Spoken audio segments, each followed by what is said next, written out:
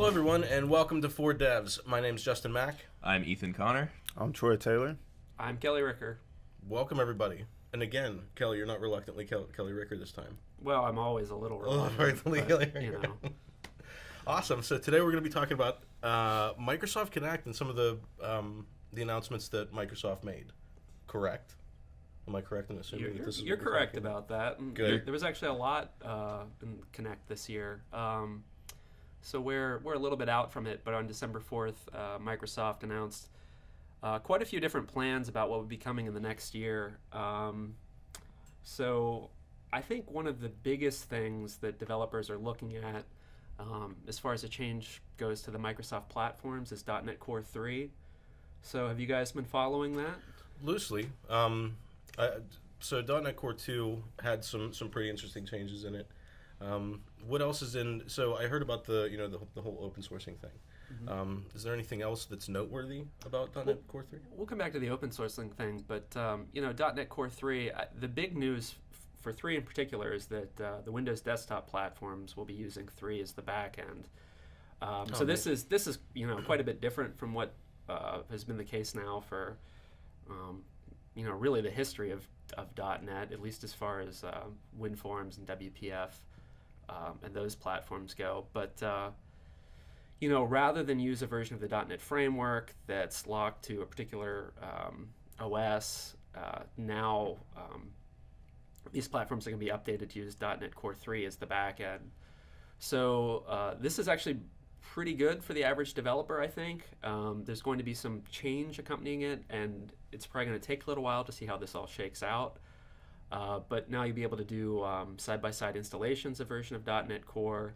.NET Core 3 has some performance improvements. Actually, .NET Core in general has some performance improvements over the .NET framework.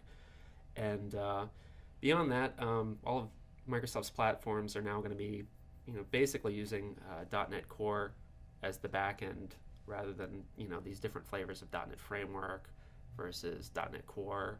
I think with Xamarin, Mono is still going to kind of maintain the way it is, and there'll probably be a .NET standard spec that overlaps with Core 3 and what's coming in a future version of Mono. But it'll be a big change. Yeah, I can't tell you how many times that I've been stymied by .NET framework versions, even in GrapeCity's like installations and things like that. For a while there, the installs relied on .NET 3.5, and we were, generally people were on what was .NET 4.5.x, whatever it was. Yeah. And everybody's like, why do I need .NET 3.5? So I guess that goes away with .NET Core. Yeah, I mean, assuming developers migrate to the platform, that won't be an issue anymore. What do you think how that's gonna shake out? Well, I mean, there's a lot of interest in it. Microsoft at Kinect, they released the first public preview of .NET Core 3, so it's out there in the wild. People are looking at it. People are playing with it, testing their apps. I mean, we've been doing internal testing here at GrapeCity just to see how everything works. And, there's some missing features at this stage, and it is a preview, so I'd expect things to keep changing. But, a lot of it's there, and if you're willing to try to convert an app to .NET Core 3 now, you might find you can do it without too much trouble. So what do you think, this question's for everybody, what do you guys think that some of the benefits are of .NET Core 3 over something like .NET Framework, let's say 4.5? Well, one of the things I read about it was that you can actually ship .NET Core 3 embedded in your application, which is a huge, that's going to... It takes a load off the end user for those applications. So that's one thing that I thought was pretty interesting about it. Yeah. I mean, that's definitely an improvement over the way the .NET frameworks work now. Yeah. I don't know if you guys keep up with... For desktop developers, you probably haven't been keeping up with .NET Core, but for people who are interested in like ASP.NET and web platforms, they probably have been.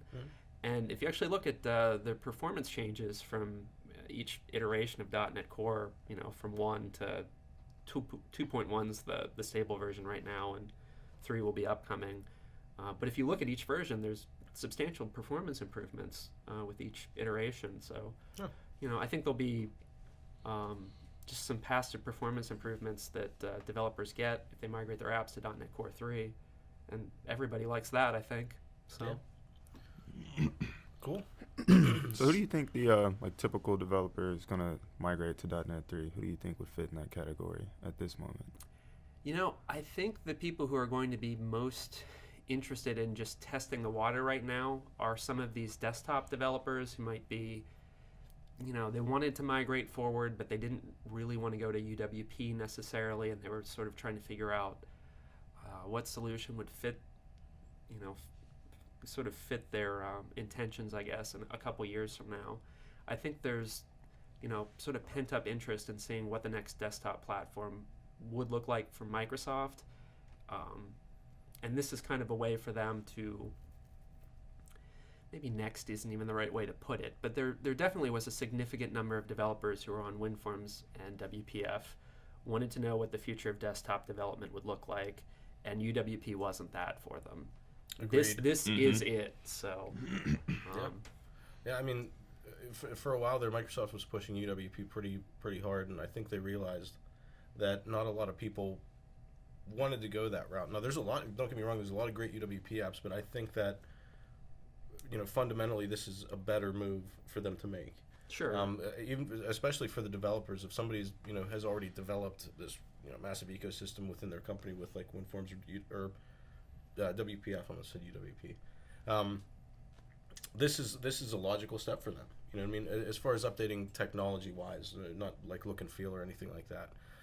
That's something I'm curious to see what people's reactions are. Whether or not what's the next step for them beyond this .NET Core 3.0. Well, it's interesting too because you mentioned look and feel, and one of the things that you get in .NET Core 3 that we haven't really talked about too much is XAML islands. Now, there really isn't, at least I haven't seen a lot in the wild that kind of shows how that works yet. But the general idea of it is there'll be a common set of controls that would work in UWP and also be embeddable into WPF and WinForms. So if look and feel is important to you and there were things you liked about UWP but maybe didn't feel confident about the platform as a whole, this is kind of a way for you to get pieces of that without rewriting your app or totally investing in a new platform. So I think that'll be interesting for some developers too. Now, I don't know. I think just migrating to .NET Core 3 first, just to see what that looks like, that'll be the priority for a lot of people. But I'm sure there'll be experimentation around the XAML islands and these, embeddable controls. Yeah. So when we were at Build earlier this year or last year? It was earlier this year. Yeah. So that was when I think the .NET Core 2.0 was made generally available. Yeah. Not generally available. The beta was coming out, or the preview. People that I talked to were super excited about it. Now, what escaped me were the reasons that that people get so excited about .NET Core 2. Obviously one of the reasons is newer technology, an upgrade path and different things like that. Is there any other reason that somebody would want to upgrade the? So I use upgrade in quotation marks because I'm still not sure, like what all of the benefits are. Like if I have, other than what we just talked about, and all that stuff's really good. You know what I mean? Don't get me wrong, but what are the what's going to move me to jump to something like .NET 3.0? I mean, there's always the performance improvements that, inherent in the newer versions. I think why there's just been a lot of general interest in .NET Core, partially because it is another cross-platform spec, and there's a lot of web developers out there, and that's what I was looking for. Yeah. I mean, it's something that you can run on. You could run it on Mac or Linux or something like that if you wanted. I mean, there are reasons why you might want the .NET infrastructure without the UI. So that's kind of what .NET Core gives you. Let's say I wanted the UI of a WinForms application on my Mac. Just throwing that out there. Would I be able to? I'm kind of joking, but I'm really curious. I mean, I think Xamarin will still sort of fit those kind of like cross-platform UI scenarios. But when you're not talking about UI, I think .NET Core probably fits everything else. That's another thing. So, a while back in one of these 4 devs, I think it was on 4 devs, we talked about WPF potentially making its way into the Xamarin stack. Is that still a thing, or has this blown that up? I would say that this has probably superseded those plans in a lot of ways. I mean, so WPF is part of Xamarin Forms. That's still a community project. You can still go out and download a package that makes that possible for you. But as an above board, fully backed, Microsoft direction, I don't see it at this point. Okay. Makes perfect sense to me, actually, after everything we've just talked about. So. Yeah. So let's talk about open sourcing. Yeah, so that's another reason why I think desktop developers will probably be excited here, because, for a long time, and there are just a ton of these developers out there, but people who are developing for WinForms or WPF, some WinForms developers migrated to WPF, and some of those developers in WPF eventually migrated to UWP, but the numbers, very small from each platform. I mean, you're only getting a small proportion of those users. So that means there have been a lot of developers that were still embedded in WinForms and WPF, WinForms especially. So the platform being open sourced means that, now these developers can be more confident that there's going to be investment from the community, investment from Microsoft, more transparency. For a long time, or at least for the last 5 years, I would say that it was very unclear where these platforms would be going forward. And we've just sort of existed in that not well described state for quite a long time now. So I view this as, at least putting a border around what these platforms will look like in the future, right? It's partially going to be the community's job to color in that space, but, at least we know it is a space, and it's going to be there in the future. Yeah, I think this is the right move for Microsoft to make. I think they've seen the market shift and kind of the decay of sorts of the desktop platform and the need for those types of things, and open sourcing them gives. They did this with, what else did they do this with? I can't remember. They did it with Xamarin after they bought Xamarin. Yeah, maybe I'm thinking of something else, but either way. Putting the technology into the community's hands if they want it, rather than just stopping support for it. I think that's a really good move, and I think that kind of elevates Microsoft in the community's eyes as far as, here's what we have, we're going to give this to you, instead of saying, I want you on this new technology. They're giving options at this point instead of just cutting everybody off. It's interesting too, because I feel like open sourcing it in a way, saying maybe they're not going to double down on adding new features to it or anything, but it's a way of saying, I still support this. Yeah. And I think another great thing about that is, if people want features, they can add features, so they don't have to, there's no reliance on Microsoft anymore. And this says a lot about Microsoft as a company.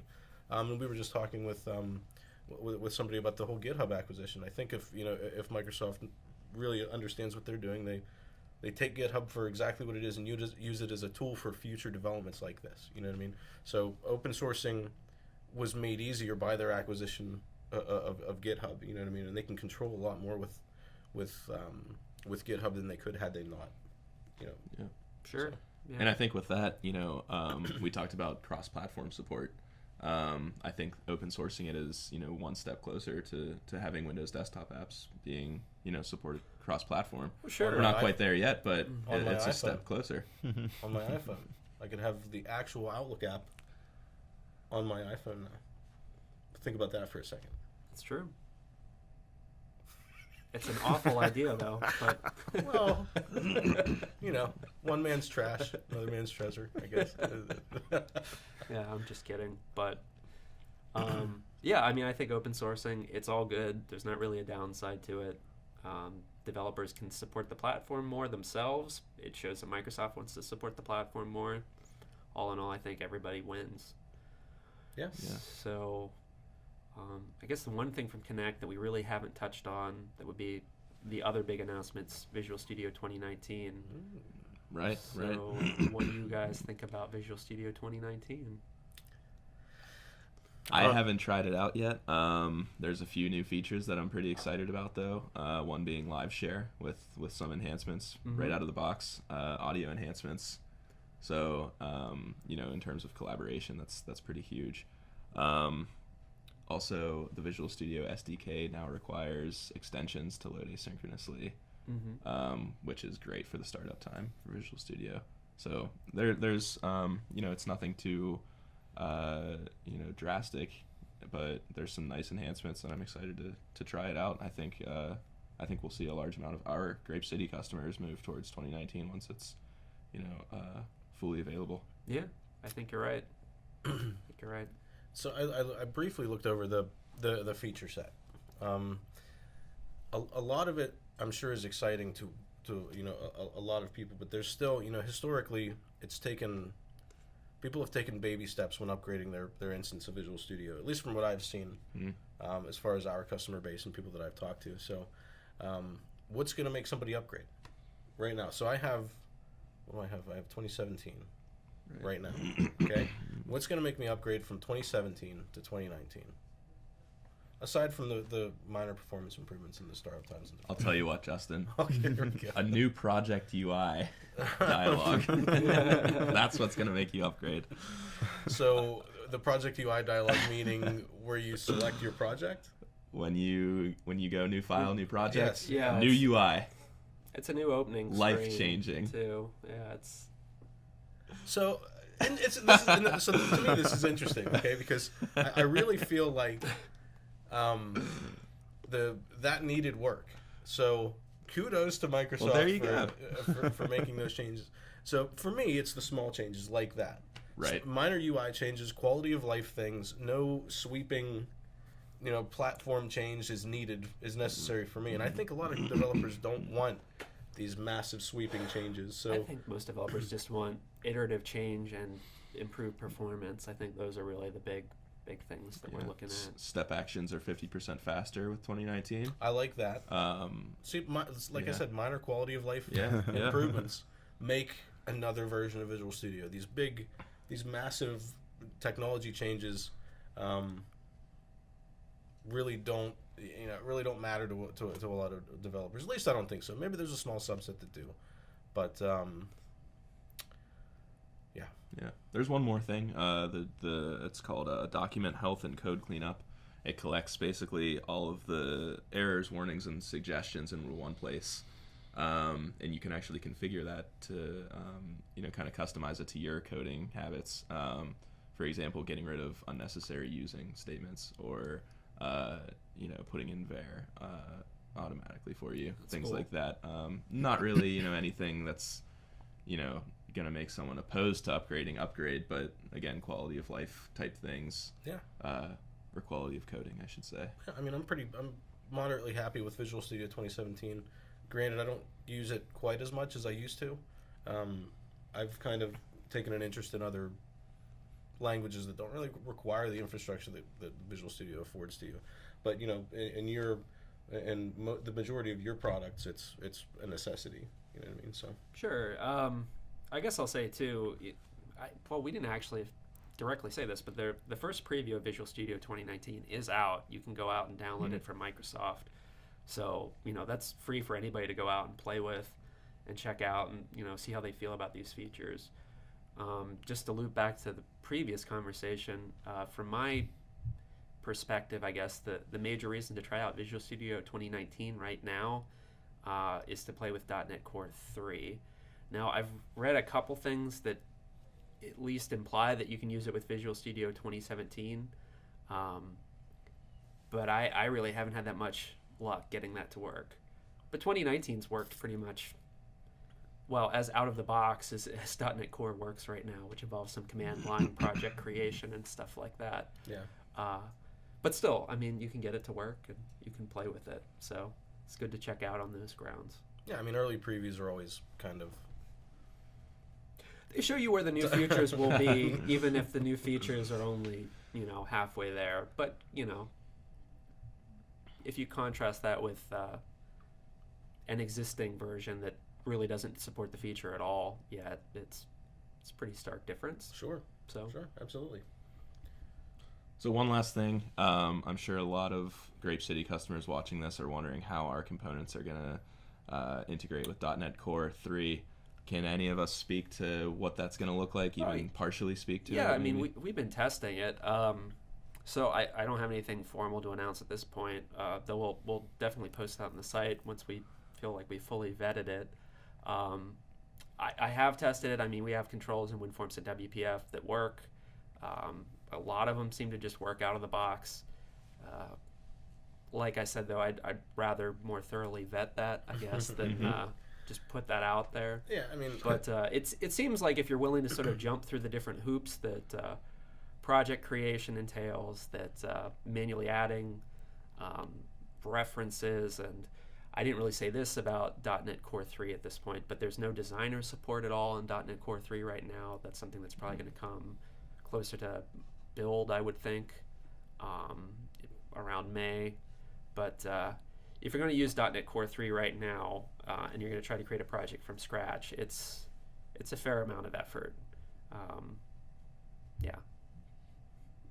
Okay, good. Yeah, I mean, so when I think of something like this, it's going to be a lot of effort for people to migrate their stuff regardless. You know what I mean? They're going to be looking for things and little things like this. And you know, you even said you had a question. Somebody asked you about, you know, how is this going to affect the third party, you know, component market, which we're, you know, firmly in right now. And I think it'll be an easier transition, and I'm sure you'd probably agree. I think it'll be an easier transition than a lot of people think it will be. I'm not going to say it's going to be seamless. There are, you know, architecture changes. Sure, I mean, in the actual platforms that are going to be made that we're going to have to compensate for, obviously. Right. I mean, it will be a little bit different. You know, right now, I don't anticipate it being a huge change, but you know, until it's fully vetted and all these different controls, I wouldn't want to promise too much. But a lot of the time, it does just work out of the box. So you heard it here, folks.